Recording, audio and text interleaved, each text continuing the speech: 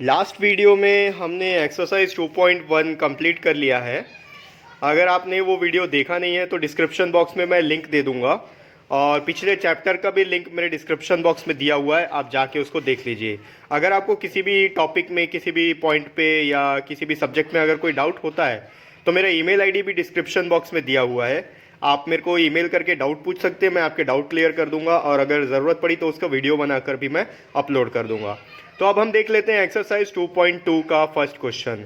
ये दिया हुआ which of the following diagrams A to D shows. तो इसमें 4 क्वेश्चंस दिए हुए हैं और 4 डायग्राम दिए हुए हैं। तो इनको डायग्राम्स को देखकर हमको बताना है कि ये जो फ्रैक्शन दिया हुआ है ये फ्रैक्शन कौन से डायग्राम से मैच कर रहा है। चलिए इसको देख लेते हैं किस तरह से ये सॉल्व होता है। तो इस क्वेश्चन को हम थोड़ा सा डायग्राम से समझने की कोशिश करते हैं। तो पहले अपन डायग्राम बना लेते हैं। ए में जो डायग्राम दिया हुआ है, यहां पर 3 सर्कल दिए हुए हैं, ठीक है। इन तीनों सर्कल को 3 पार्ट में डिवाइड किया गया है। जैसे कि ये पहला सर्कल है, इस तरीके से ये पहले सर्कल को 3 पार्ट में डिवाइड किया गया है। फिर दूसरे सर्कल को भी इस तरीके से 3 पार्ट में डिवाइड किया गया है और जो तीसरा सर्कल है वो भी 3 पार्ट में इस तरीके से डिवाइड है। अब इन तीनों सर्कल में आप अगर देखेंगे तो हर सर्कल 3 पार्ट में डिवाइड हो गया है और इसका जो 2 पोर्शन है वो शेड किया हुआ है। जैसे कि इस सर्कल में ये पोर्शन शेड किया हुआ है, ये दोनों, और दूसरे वाले सर्कल में ये दोनों पोर्शन शेड किया हुआ है। और जो तीसरा वाला सर्कल है उस तीसरे सर्कल में ये पोर्शन और ये पोर्शन शेड किया हुआ है। अगर हम इस डायग्राम को देखेंगे तो इस डायग्राम को देख के हर एक सर्कल के बारे में ये बोल सकते हैं कि ये डायग्राम 2/3 पार्ट में डिवाइडेड है। 2 पोर्शन शेड किया हुआ है और टोटल इसके 3 पार्ट है। 3 पार्ट में ये डिवाइड है, ठीक है। ये सर्कल भी 2 शेडेड पोर्शन है, 3 पार्ट में डिवाइडेड है, और ये सर्कल भी 2 शेडेड पोर्शन है, 3 पार्ट में डिवाइडेड है। तो अब हमको एक फ्रैक्शन तो मिल गया 2/3। 2 किस लिए? क्योंकि ये 2 पार्ट में शेड किया हुआ है, और 3 इसलिए क्योंकि एक सर्कल जो है उसका कंप्लीट डिवीजन 3 पार्ट में हुआ है। तो अब हम देख लेते हैं टोटल हमारे पास कितने सर्कल है। 1 2 3 सर्कल है, तो इसका आंसर होगा 3 2/3, ठीक है। अगर आप देखोगे 3 2/3, तो जो हमारा थर्ड क्वेश्चन है 3 इंटू फर्स्ट का जो थर्ड प्रॉब्लम दिया हुआ है 3 इंटू 3/3, सॉरी 3 इंटू 2/3, ये 3 इंटू 2/3 ए के लिए, ठीक है। यानी कि आप बोल सकते हो जो थर्ड का है, थर्ड का आंसर होगा ये वाला डायग्राम। तो जो हमारा बी का डायग्राम है, यहां पर 2 रेक्टेंगल दिया हुआ है इस तरीके से,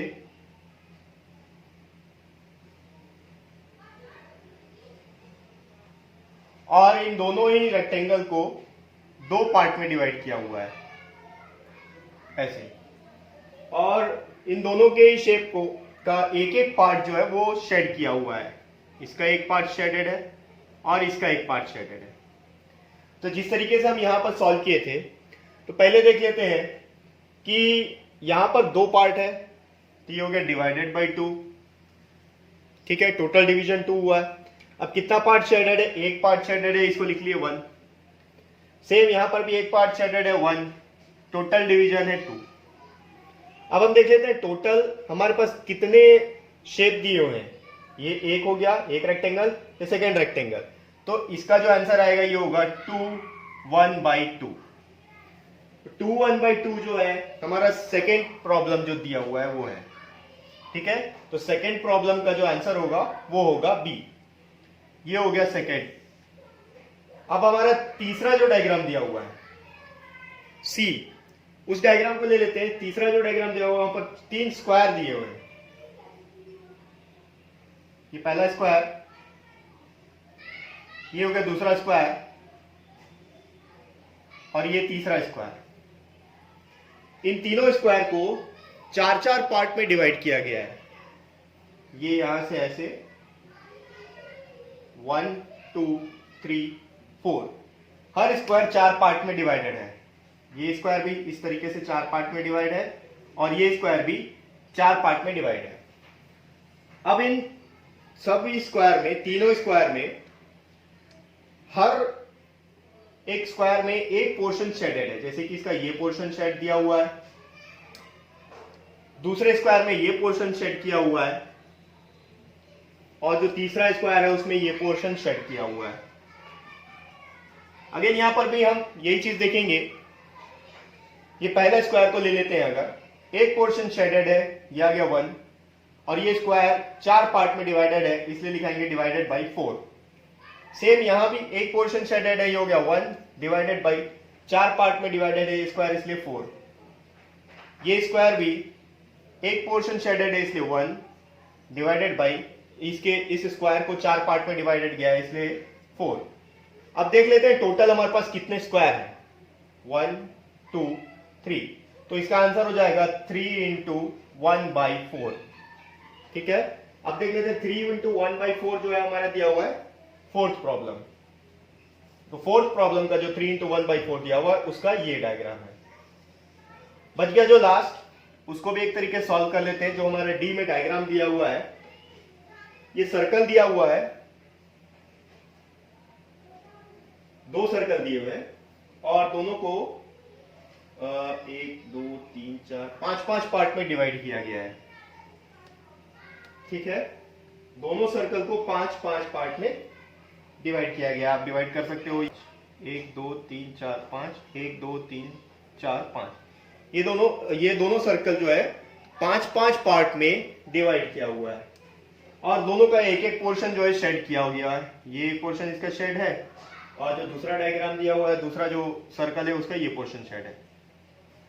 तो सर्कल को देख के उसका फ्रैक्शन हम बता सकते हैं। ये पहला सर्कल अगर लेंगे तो इसका एक पोर्शन शेडेड है, इसलिए लिखेंगे ऊपर में 1, और टोटल ये जो सर्कल है 5 पार्ट में डिवाइड हुआ है, इसलिए डिवाइडेड बाई 5। सेम यहां पर भी होगा, ये सर्कल का एक ही पोर्शन शेडेड है तो ऊपर आएगा 1 न्यूमरेटर में, और ये सर्कल देख लेते हैं कितने पार्ट में डिवाइड हो रहा है। इसका डिवीजन 5 पार्ट में हो रहा है, तो इसको भी डिवाइडेड बाई 5 आ जाएगा। अब देख लेते हैं टोटल हमारे पास कितने सर्कल है। 2 सर्कल है, जो हो गया 2 इंटू 1/5। ये दिया हुआ है हमारा पहला प्रॉब्लम। ठीक है, तो जो हमारा पहला प्रॉब्लम दिया हुआ था, फर्स्ट का पहला प्रॉब्लम, उसका डायग्राम होगा डी। जो हमारा दूसरा प्रॉब्लम दिया हुआ था 2 इंटू 1/2, उसका डायग्राम होगा बी। और जो तीसरा हमारा जो फिगर दिया हुआ है 3 इंटू 2/3, उसका डायग्राम होगा ए। और जो चौथा है 3 इंटू 1/4, उसका डायग्राम होगा सी। ये एक्सरसाइज 2.2 का फर्स्ट क्वेश्चन हो गया। नेक्स्ट वीडियो में हम आगे के क्वेश्चन सॉल्व कर लेंगे।